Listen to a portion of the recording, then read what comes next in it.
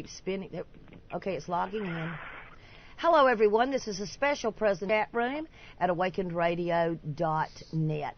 We are proud to present information for you on GMOs, Monsanto. What is it and why do we need to stop it? We've got Rob Ragozzine with us here tonight, and he is our host for a special broadcast presentation. Thank you, Rob, for being here tonight. Thank you.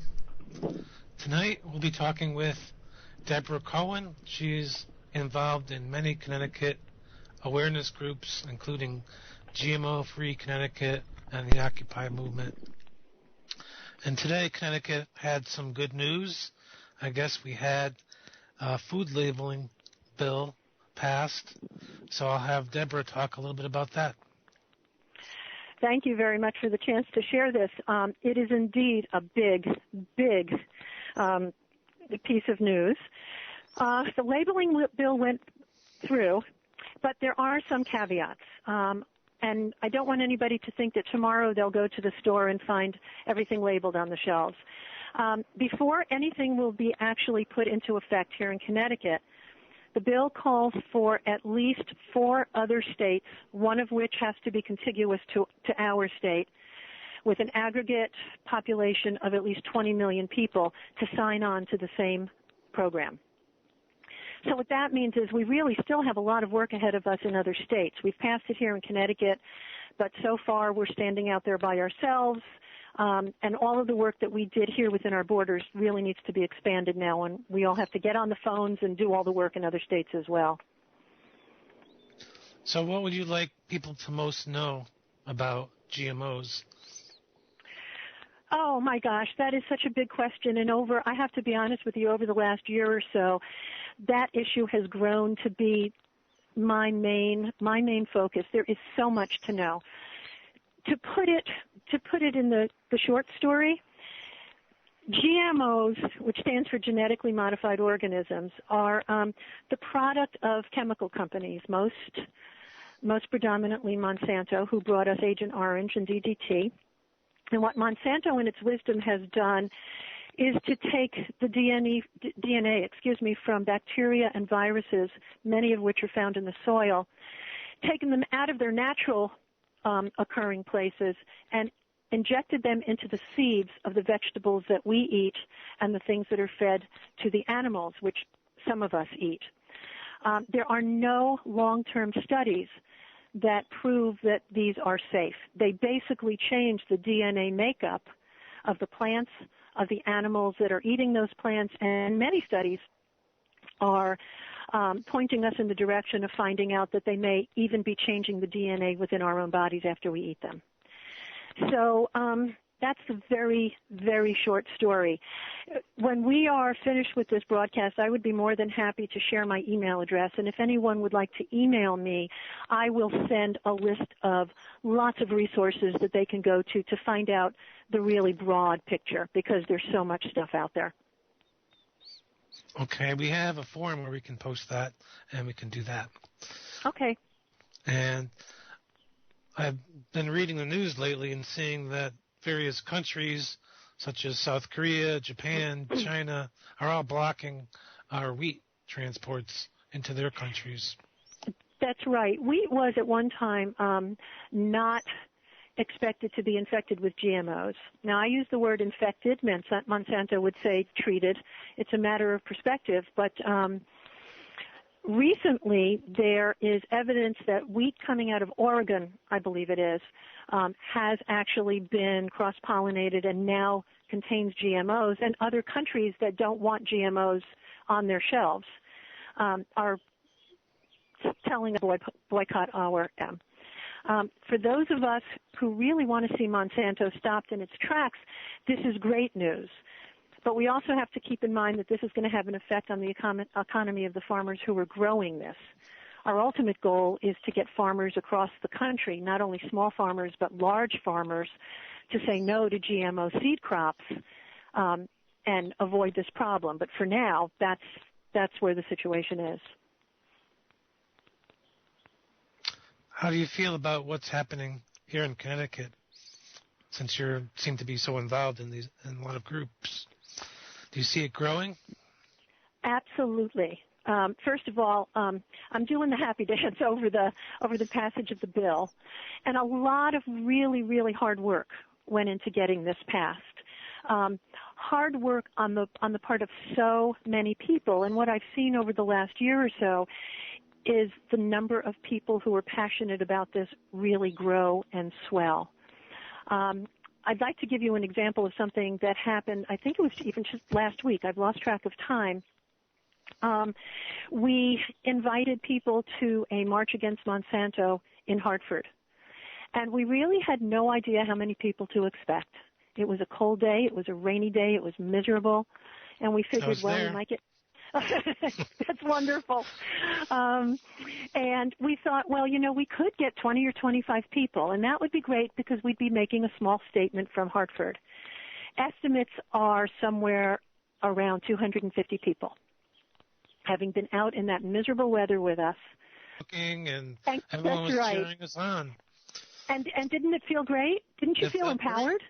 Felt empowered, definitely. That's right. And the other thing that I found over the last year or so is that while not that many more people seem to be aware of what GMOs are, but more people are willing to stop and listen when we offer information or when we ask them, are you aware of GMOs? May I tell you a little bit about them? So the general public seems to be growing more receptive to information, particularly when we introduce the subject as something that really could have an impact on their health and their children's health and that sort of thing. So I'm feeling really energized about this movement taking off. So I was just asked a question about perhaps being sued for the food bill that went through today. So do you think it'll be repealed or... Well, I didn't understand the beginning of your question. Can you repeat that? I was just saying that perhaps someone will come in like Monsanto and sue the state to repeal the bill. Well, my understanding is that just a while ago, maybe last year, Vermont was on the verge of doing the same sort of thing that Connecticut just did. And they were informed that Monsanto was going to swoop in and sue the state. And they backed off. And last year, Connecticut was really close to doing this, and I believe we heard the same thing, and we backed off. I guess it's really easy for me to say this because, I'm not the person that's going to be taken to court, but someone has to make a stand. Someone has to be first. Some state needs to be willing to stand up and say, Monsanto, bring it on. And while that might not be a technical answer. It's not just them, though, is it? How do you mean? It's other companies, too. There are other chemical companies included. You're right. There's Dow. There are a couple of others whose names escape me. I think that's a chance that we need to take. If we all lived in perpetual fear of these companies coming in to sue us, they will have won without any sort of a fight at all. Right. So you have these companies like DuPont and Bayer and I guess untold others that... Thank you. Those are the ones I couldn't think of. Right. That really just want to, market products and sell them and don't worry about what the results are. Right. Monsanto is the company that I am most familiar with, and that's the company which is really my main target. Although the things that I have to share about Monsanto are probably pretty standard across the board. The seeds that Monsanto sells to farmers in this country depend on Roundup to grow properly, that chemical pesticide. Well, who makes Roundup? It's Monsanto. So they have this nice little package all tied up. Farmers are not allowed to save their seeds from year to year, so every year they have to go back to Monsanto, buy more seeds, buy more pesticide, and then just repeat it year after year. I don't think these are the people that we want to be intimidated by and just to roll over for. No. They're dangerous. I was watching, I don't know if it was Forks Over Knives or one of those food documentaries, and they were talking about the seed people and the harvesters and the folks who, clean the seeds, I guess, and they're going out of business one by one because they get sued. And there's no, they can't make money doing it because now the farmers are using the genetically modified seeds, and they're not allowed to do any seed cleaning. Well, to make matters worse, what happens to a lot of farmers is that their fields are downwind from GMO fields. And when the GMO field pollens get carried windward across non-GMO fields, the non-GMO fields are then contaminated. Monsanto then comes in and says, oh, these are GMO fields. We own the rights. We own the patent rights to those seeds now. We now own your crop. We now own your property. We now own you. And unfortunately, this has in many cases been held up in court. If right. That's not a nightmare, I don't know what is. That's a nightmare. Mm-hmm. Absolutely. So how can people get more involved once they start to realize the depth of this? Oh, there are so many wonderful ways. The first thing I would encourage people to do is just research into this issue or any other issue that they might feel passionate about. Do the research. There are lots of groups here in Connecticut that are active on the Monsanto and GMO front. There is GMO Free Connecticut. That's one of the groups that I've been working with and very active in getting the bill passed. On Facebook, there is also GMO Free USA, started by Diana Reeves, who lives right here in Connecticut, and she's done a marvelous, marvelous job of getting word out across the country. These are all organizations that people can join and look to for information. But the biggest thing, my passion for working on this issue is in the form of boycott. And I think that we all have the power to make very political statements with our dollars, either by spending them or not spending them. Among the information that I mentioned before that I'd be happy to share with any of your listeners are some ideas for how to contact all of the companies of all of the foods that you eat that are in your kitchen. How to contact them, ask them if there is any chance of GMOs being in that food, and if they say yes, not only ceasing to buy them, but contacting the company very specifically and saying, I'm no longer going to be your customer, my name is such and such, this is the reason, and I'm going to tell everybody that I know not to buy your product because it's dangerous. I'm sure if you share that with us, we'll be able to post it somewhere on the website. Okay, I'd be more than happy to. I just need to say one other thing, because in my last comment I said because they are dangerous. There are a lot of people out there who don't believe or who are not yet convinced that GMOs might pose a danger to our health, to the earth's health, to animal health. And from my point of view, it's okay if they don't buy that science. But ultimately, I think we all have the right to know what's in our food so that we can decide for ourselves, which is why I'm so thrilled about the bill that's just come by. There are other people who are not convinced about the science but really object to Monsanto's business model and find that reason enough to say, nope, you're not getting my money. So I offer that perspective as well. So what was the initial flame that got you involved? What was the trigger? The last person who asked me that got this answer, and I swear it's true. I don't remember. I don't remember my life before this issue. I don't remember where I was when I heard it for the first time. But I do remember being advised to check out a film. Is it the story of Monsanto? Hold on, I've got it written down here because I want to get it right. The World According to Monsanto. And on YouTube, you can find the full version of that for no charge.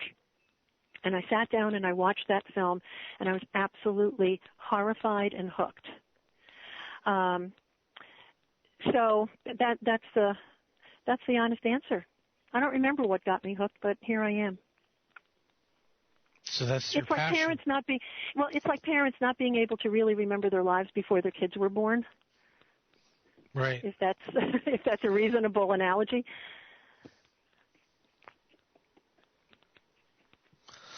So most people just think that this is just normal farming. It's the way farming is done now. We have to use chemicals. What would you say to them? I would say that the organic farmers that are growing the organic food that a lot of us are choosing to eat are not having a problem. Monsanto claims that without the use of pesticides, the crops will fail, that crops are prone to drought, that they're prone to disease, that they're prone to being taken over by weeds. What some of the studies are showing us is that after several years, after 2 or 3 or 4 years of using Roundup on GMO-ready crops, the weeds become more resistant to the Roundup. The bugs become more resistant to the Roundup. They are not more drought resistant. And the output, the yield from these fields is not any more spectacular than if they were conventional seed. So, we dispute the claims. Monsanto says they want to feed the world. Number one, we don't believe that they're going to be able to feed the world any more successfully. And number two, we really question, well, what is it exactly that you're willing to feed them? So. And then what happens once they're eating this food? There are studies that show the presence of pesticide DNA in pregnant women, in babies. While it has not yet been absolutely proved yet, there are suggestions that GMOs in our food are really linking us to rising rates of autism, allergies, autoimmune disease. I've been working with young children for about 35 years. I've been in early childhood education. And in the last, I want to say, 10 years or so, maybe not even that long, I've been astounded by the rise in the number of children we have coming into our care with all kinds of health problems that we simply didn't see on any more than a very occasional basis.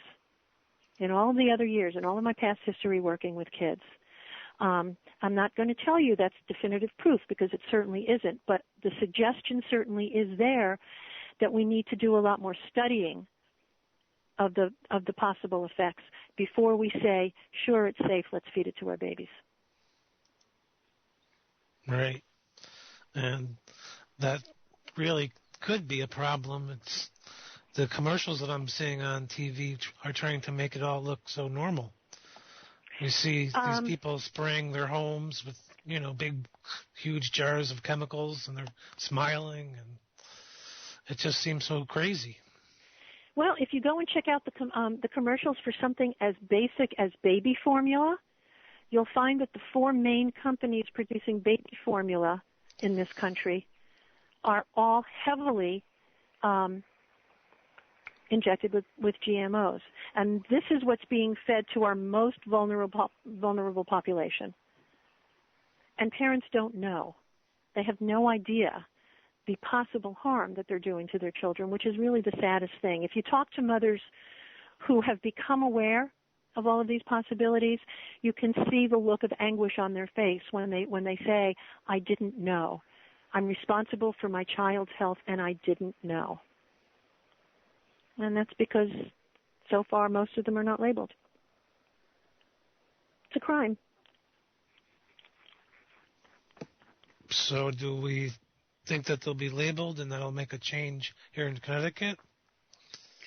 Well, again, Connecticut can't demand that anything be labeled until all of those other factors fall into place. The 4 other states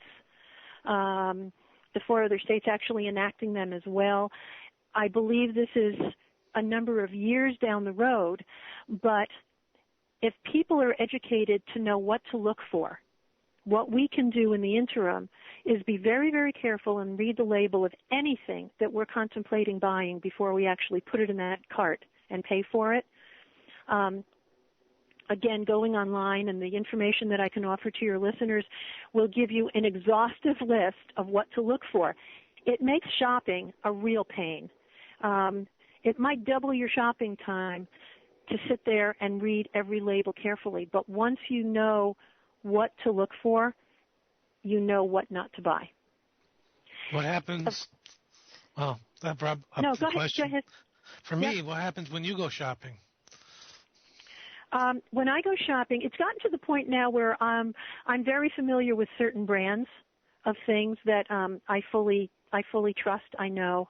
I'm familiar with the labels. If I'm about to buy something that I've not bought in a long while or that I'm not familiar with, I stand there with my reading glasses and I go through every single ingredient on the list.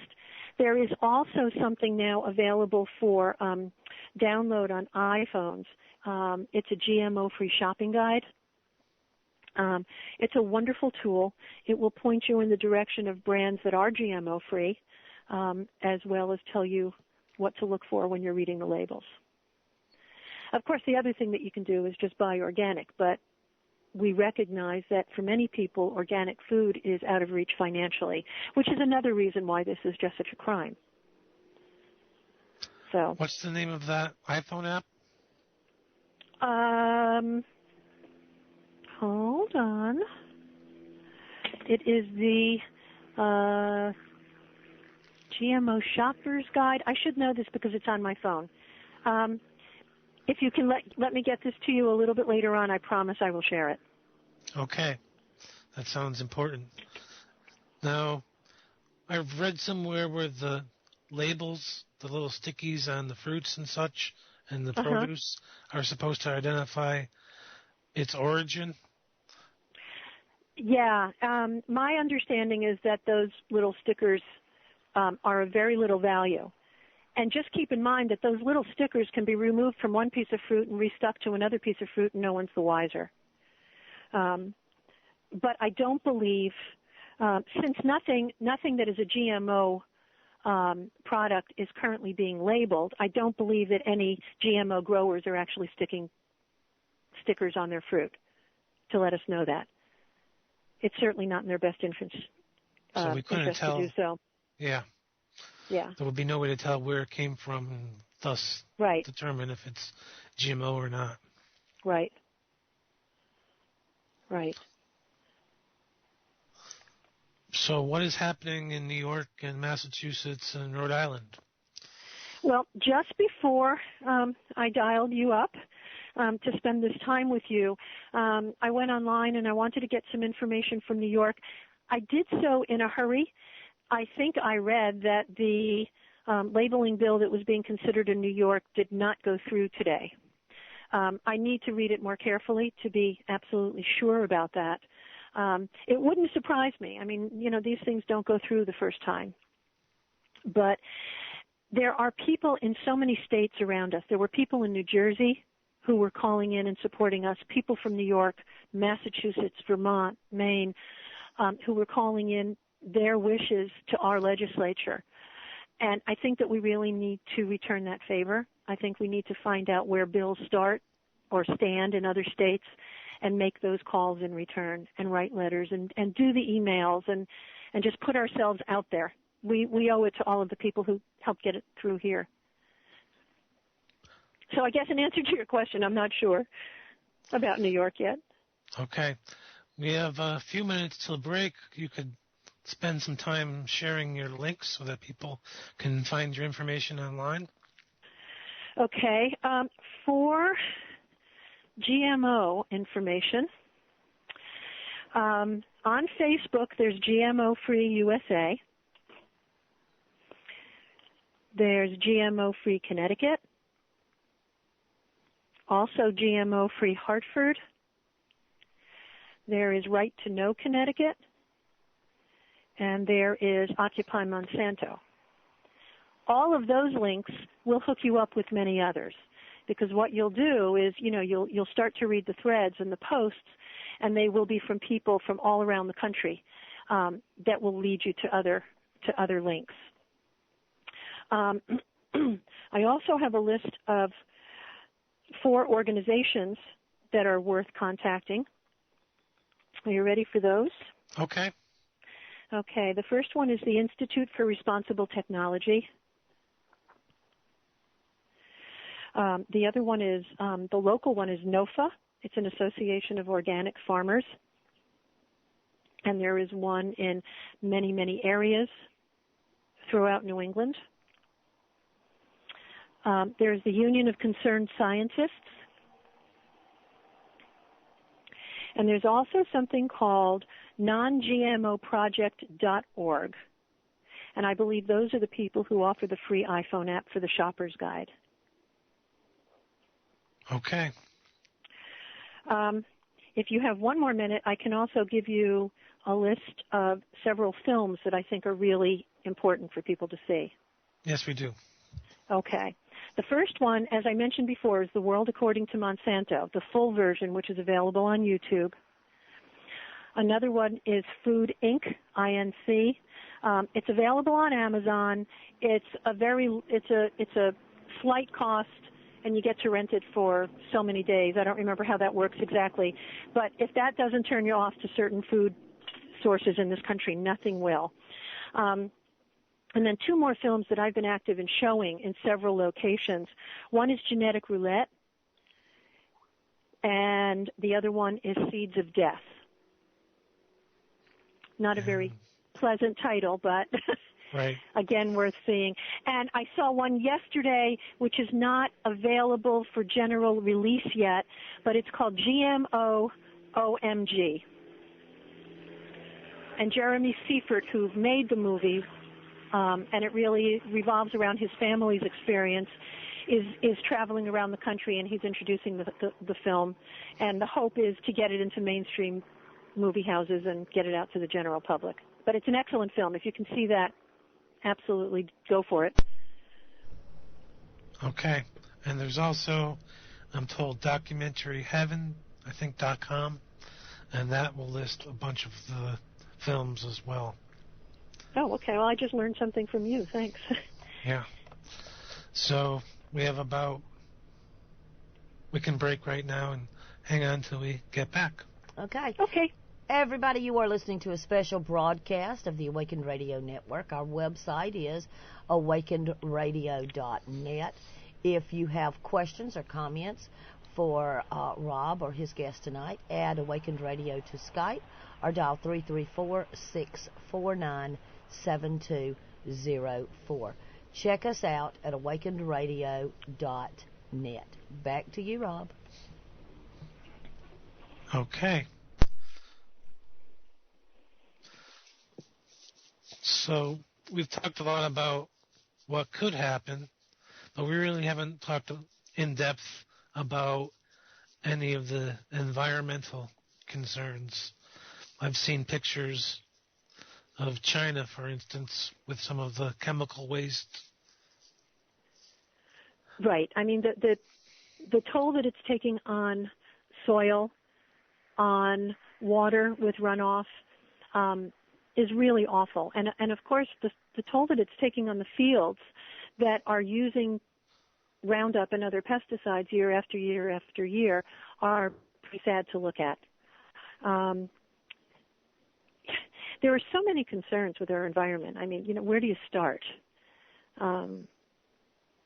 When I was a kid, nobody was talking about air pollution and water pollution and fracking and all of the really horrible things that we're doing. So, this is one more in a long line of things that I think we really need to be concerned about. But I think everybody needs to pick and choose what they're going to get most active about and really concentrate their efforts there. Just to be aware of what's happening. To right. be aware of the runoff with the massive factory farms and the animals and the waste that's produced. Well, if you watch that movie Food Inc., you'll get a lot of information about just that sort of thing. and really about the very, very inhumane and really cruel conditions under which so many of the animal food farms in this country are operating under. It's pretty horrifying. You know, it might go so far as to change people's eating habits. Now, do you have a garden? Do you raise your own food? I do not. I have a garden, but it's a perennial plant garden for shade plants. I'm not blessed with any sun, which I'm really disappointed about because I would love to. But I live in Wethersfield, and here in town there are at least 2 local farms. And over the summer and into the fall, we're really lucky to have a farmer's market once a week. And we're really careful to patronize those businesses. I look for organic when I can afford it. And then I also just look for non-GMO labels or things that I can trust by reading the ingredients. But no, I'm not a farmer, which is all the more reason why I feel like I really need to support the people who are. We owe them our very lives. No farmers, no food, no us. No us. Now you're listening to Debra Cohen here on Awakened Radio. This is Rob Ragozzine. I'm normally on Thursday nights at 8, but this is a special broadcast because I was involved with a march, World Food March Day with Debra and a whole bunch of other people on a really cold, rainy, wet May Saturday afternoon. So if you've just joined us, please know that this is a special broadcast trying to bring awareness to GMO foods and help you to be more aware of your choices and how they can impact our world. Since you did mention last Saturday's march again, I would like to very publicly say and thank 2 women with whom I worked to get that march going. They are Rebecca Burton, whom I know from Occupy Hartford, and Shannon Watson. Rebecca and I have been friends and working together through Occupy for, oh my gosh, a year and a half, going on 2 years. The amazing thing is that I met Shannon a week before the march actually took place. So it was a pretty amazing piece of work, given that we had gotten together so quickly before the march actually happened. And I think a great illustration of what people can do, what, you know, everybody has it in them to accomplish. But thank you for mentioning the march again. Yes. So do you have any recommendations for books or other sources of information? You've mentioned some online things, but some people can't get online. Maybe they can start with a book. I'm not the best person to ask about book resources because I never seem to find the time to read. But a simple call to the library or a trip to the library, I'm sure, is going to, you know, open up vast resources of possibilities. And again, if I can find out more information and then get that to you and you want to get it out to your listeners, I would be glad to do that. This, you know, it's not a one-time project. It's an ever-growing effort to get information out there. So what's coming up in and around Connecticut for rallies that people should be aware of? I know there's one coming up in July 6th, I believe, and then October. Right. The one in July will be on July 6th. Now, bear with me, because remember I said that putting the march last week together took about a week. We did it in a week. We are planning way ahead now, but our details are still in the planning stage. So, actually not having been in touch with either Rebecca or Shannon over the last, maybe 24 hours, I'm not even certain where our event page stands. That is also a work in progress, but I will share my email address, and if anybody would like specific information, I will send the event page information as soon as it's available. We are hoping for a march and an opportunity to share information and leaflets and conversation with a lot of people who are coming over to Hartford for the weekend July 4th celebration. But it will be on Saturday, July 6th. Okay. Okay. We're really looking forward to that one. And all of the 250 people who came to Hartford last week, come on out again, because we really need to keep our voices up. So October is sort of in the air. Well, what we need to do is get through July, and then go on to planning October. I believe there will be something going on October 12th, but plans for that will be made in the near future. Okay. Do you know of any events happening in any of our local states or in the region? I don't, but if you contact, or if you, and I apologize for only coming up with online things, because you really did make a good point about not everybody having computer access, but it's my main connection these days.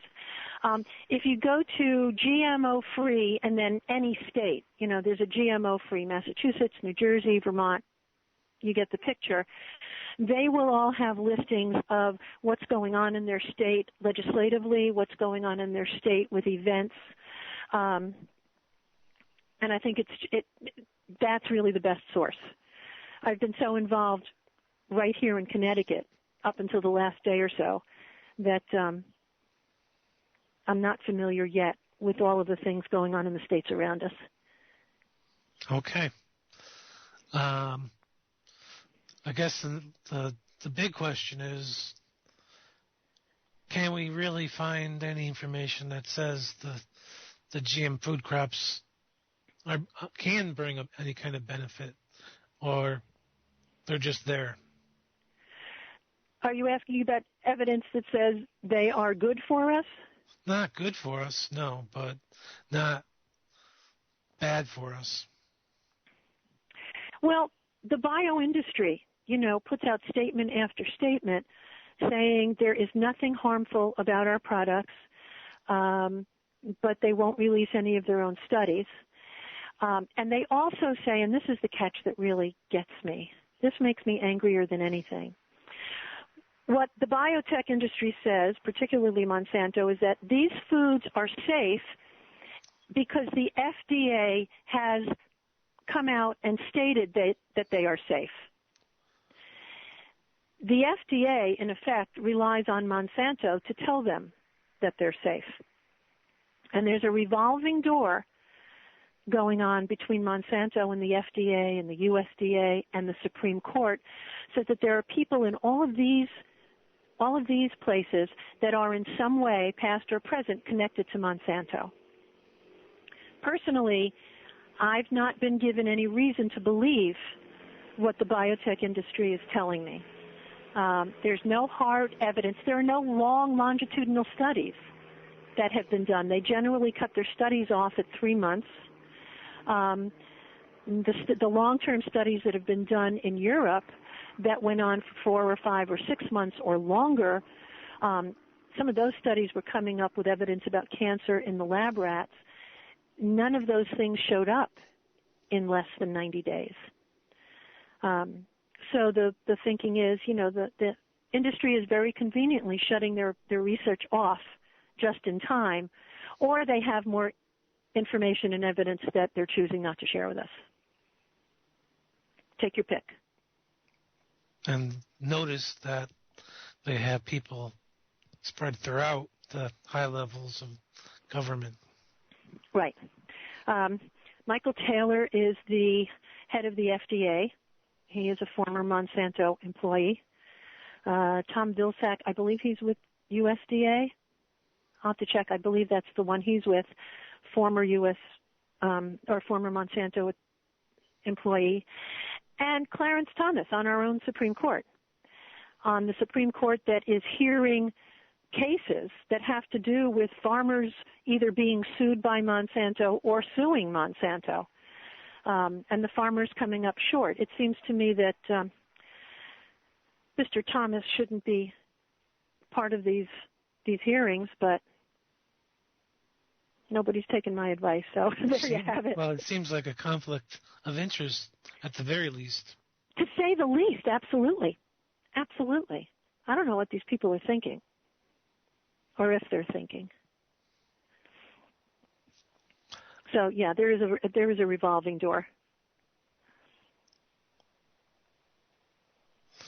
So do you know if there's anyone thinking about a class action suit against any of these companies for health reasons that are producing these chemicals in the foods and whatnot? I don't know if there are any class action suits on the basis of health. I do know, but I don't have the specific details, that there have been class action suits brought on the behalf of farmers who were claiming that, you know, they're losing their land, they're losing their crops, either because of cross-pollination or Monsanto coming in and saying, okay, guys, we own you now. But I haven't heard of any giant victories. And when I do, I'll scream it from the rooftop. Okay. Here's a good question. Do you feel successful in your endeavors to date? Oh, absolutely. Absolutely. I must admit, I wasn't feeling very hopeful that we were going to get as far as we did with the labeling bill here in Connecticut this year. I really felt that they were going to come back with some compromise bill that was absolutely unacceptable, and it was just going to die, and we were going to have to start all over again. And I was willing to do that. I was gearing up for it, energizing for it. But to realize how far we've come here in Connecticut to at least have the very beginning of a labeling bill, that's huge. That's absolutely huge. I feel like we've done so much work that, and not only in terms of work with the legislature and getting this passed, but in terms of community education, community outreach, and just getting the information out there to the general public. You know, we show movies wherever we can get an audience. We hand out leaflets wherever we go. I carry a whole stack of things in my car, and I just go up to people and say, "Can I please give you something?" And most of the time, I don't know what they do with it after they leave me, but most of the time they take it and at least give it a short look. And if I only reach 2 or 3 people out of every 10 or 12 that I give that information to, that's, you know, 2 or 3 people that wouldn't have been reached if we weren't doing things like that. So yes, I do think that we have been successful in terms of a successful beginning. There's still a lot more to do. What do you think the next step is after this? Well, the labeling bill isn't going to go into effect right away, but what's the next step? In terms of labeling, I think the next steps, plural, is to get behind the efforts in all of the other states that we need to finally help get our bill enacted. And not only selfishly because we want our bill enacted, but because, you know, we really want to see this go through for the sake of health and for the sake of Monsanto losing its grip on our food supply. And ultimately, my personal goal, and I know that it's shared by many, many people, is just to say, Monsanto, it's been nice. Sorry to see you leave. But we'd really like to see a ban of all GMO food products. That may or may not happen in my lifetime, but hey, we have to dream. We have to think big. How do you think we can move in that direction for a total ban? By working with the other states to get labeling bills, because the labeling bills that will finally be enacted will make it easier for the general public to know what's in the products on the store shelves. You know, some of us have the knowledge and we have the patience to sit there and read every single ingredient on every single package. Not everybody does. Not every consumer is at the same level of knowledge of what to look for. The labeling bill will get people closer to that. And then the next step further, besides the labeling bill, the boycott that I was mentioning earlier. When we stop buying something, there's no longer a reason to produce it. And I realize that's, something that will have to happen on a fairly grand scale, but I think it's possible. Withhold your dollars, and the analogy that I... What do you say to the person that looks at the Happy Meal at McDonald's and says, well, this is cheap, I can feed my kids quick? Right, you're getting what you pay for. Oh my gosh, that really is a hard one, isn't it? Because I do understand that there are people who need to buy food at those prices. But just imagine if we were able to make the changes that we wanted to in the way our food was produced, so that companies like McDonald's were serving decent food. So that if enough farmers across the country that supply the grain for the animals that we end up eating, imagine if all of those farmers were now growing GMO-free grain seed, so that if you do go to McDonald's and you have to buy that cheap burger, you're still getting non-GMO meat. But just in general, going to someplace and, like McDonald's or any other fast food, if you really look into what's on that ingredient list, there are few things that sound familiar. But that's a whole other story. So what do you think the motives are, besides just raising food, behind the whole GMO conglomerate? Well, it's a round circle. I am Monsanto. You buy your seeds from me, and in order to grow the seeds successfully, you have to buy pesticides, and you have to buy the pesticides from me. And next year, you can't save this year's seeds. I won't let you do that, and you have to sign a contract. So next year, you have to come and buy your seeds from me again. And guess what? Next year, you're going to have to come and buy your pesticides from me again. I believe the bottom line is money. It's profit. It's profit over people, profit over the condition of our earth, of our planet. And the way I like to think about it is that our money is like Monsanto's oxygen supply, and we can suffocate them. We can cut off the supply. If we don't buy it, there they go. Again, over time, with many, many more people coming on board to do this. But if we can think it, it's possible. And I think about it a lot. So how can we get more people to be aware of this?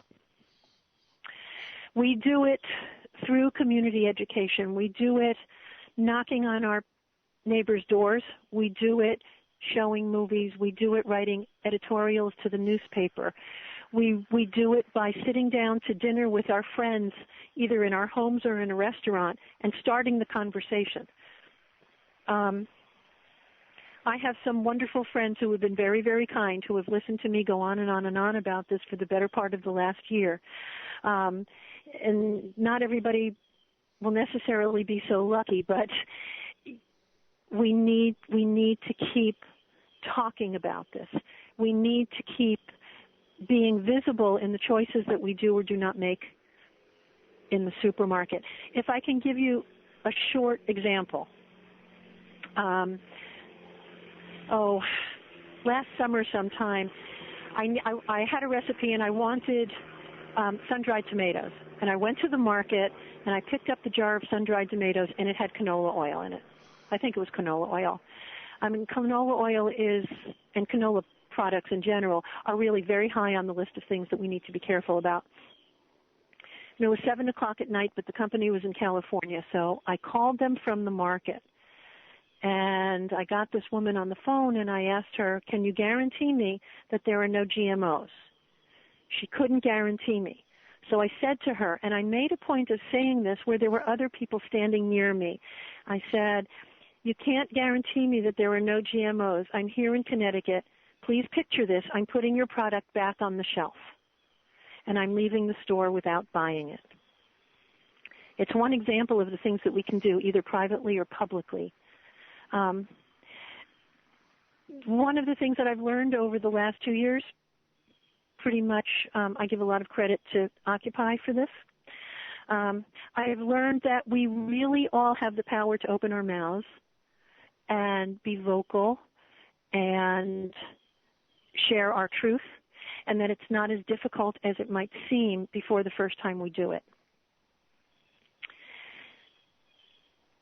So stand up. Stand up, right. Stand up.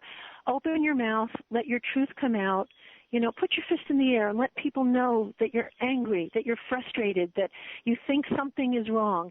And again, as I mentioned earlier, 1,000 people will have 1,000 different things that they want to raise their voices about. Do it. Do it. We are in such desperate need of change across so many social issues in this country, and obviously in many others.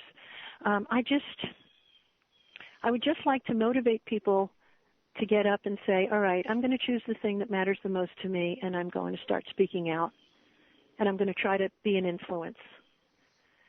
And you'll be successful sometimes, and other times people will look at you and say, oh, leave me alone, I don't want to hear about it. So you go to the next person, and you show the next movie, and you take part in the next panel discussion, or you agree to do the next radio interview. This isn't something that I ever would have thought about doing a year and a half ago. This is all brand new to me, but once you do it, you realize, hey, this makes sense, and we can all do it. We all have the power. Did that sound preachy? No, not at all. Okay. Well, at least that's me. Okay. But that's what I'm doing anyway. You kind of have to do that. Right. Otherwise, no one knows what you're doing. Right. Right. So, at work, when I go to work and I realize that a couple of people are suddenly paying attention to what's on the labels of the foods they're eating, to me, that's a victory, an absolute victory. And it's because I don't shut up about it. That's your truth. You're living your truth. Right, exactly. Exactly. And, it took a very long time for me to find this. I'm 61, and I don't remember a time in my life when I was grabbed so strongly by a social cause. I mean, I've certainly been grabbed by lots of other things in my life, but not a social cause for which I was willing to stand out there on a street corner and just in the rain, put myself up in the rain and the wind. Don't forget the wind. So yes, I don't remember the last time that I don't think I ever did, really, to really take part in any march, anything, at least not in the time frame that I can remember. Right. And I really felt part of it. And didn't you feel powerful? Didn't you feel Yes. like somebody was listening to you? And I know people were listening to me because they were driving by honking. That's right. That's right. It was a wonderful day. And we just need to keep repeating days like that as often as we can. It would have been nice to see some broadcasters there. Graceful? Yes. There was absolutely no coverage. And Shannon and Rebecca did a remarkable job of putting out press releases to so many media outlets. I couldn't possibly name them all, but they contacted the newspapers, they contacted television, they contacted a million people. And we got the response that we did, which was practically nothing. And I didn't think about doing any radio until I got home and said, oh, I could have interviewed people. The next time, lessons learned. Yes. We only have about 4 minutes left. So is there any wise wisdom that you can leave us with? Oh, my goodness, wise wisdom. I don't know. I think that's something that is also very individual to each of us who go out and do this. I'll tell you something from a personal point of view, and it may not apply to anybody else, but my parents were really very influential people in my life, and they have both since passed. And now, whenever I go to take an action or, write an article or open up my mouth and really take a stand on something, the ultimate question that I have to ask myself is, would this make my parents proud? And I have to tell you, everything that I have done surrounding this Monsanto and non-GMO issue leaves me with an absolute sense that, yes, it would make my parents proud. And I think, if we can all find that kind of question to ask ourselves, just to make sure we're feeling centered in what we're doing, that's how we find our cause, and that's how we find out where we're best off to act. So for me, it's my parents. Is there any appearances that you'll be doing that you want like people to know about? I'm sorry, I didn't understand that. Are there any appearances that you'll be doing, or any shows, any upcoming events besides? Currently, what we're working on is the July 6th. But there will, as soon as the event page is up, I will let you know. And if we're planning any other things, they will be there. But the GMO-free Connecticut and GMO-free USA will also have events in our state and in others. So I encourage people to check it out. Okay. And any final words? We have about 2 minutes. Final words. Monsanto, I cannot wait to say goodbye to you. I hope that everybody will pay really close attention to the ingredient lists on what they're eating. And also go deeper than that. If you're meat eaters and you're going to local farmers to buy the meat, it really is worth asking the question, is that grass-fed beef fed GMO seed over the winter? Because what we want to do is encourage farmers to go to non-GMO seed all the time. It will be a slow process, but well worth it. And if we're willing to put in the time, we will get there. We just have to keep asking questions and sharing information. I guess that's it. It's a two-way street. Well, thank you very much for joining us tonight, Debra. This has been Debra Cohen, a special broadcast with me, Rob Ragozzine, and we'll have to have you back on the air one day, probably in October. Well, Rob, I really appreciate the invitation to do this. It was really a very special thing for you to do, so thanks. Just genuine thanks. Whatever we can do to help. All right. All right, join the team. Yes. Well, I want to, just as we're wrapping up, I want to let everyone know this will be turned into a YouTube video. And I am requesting, I'm Donna Devane, the station owner here, anyone out there that is putting together an event, a March Against Monsanto, an educational event, if you would like to be live on our airwaves, please email me, awakenedradio@gmail.com, or add Awakened Radio to your Skype and send me a message, and we'll see if we can set up some more live special broadcasts. That's what we're here for. That would be great. Okay. Well, thank you, everyone. I appreciate it. Thank you, too. This was a pleasure. Bye-bye. Good night.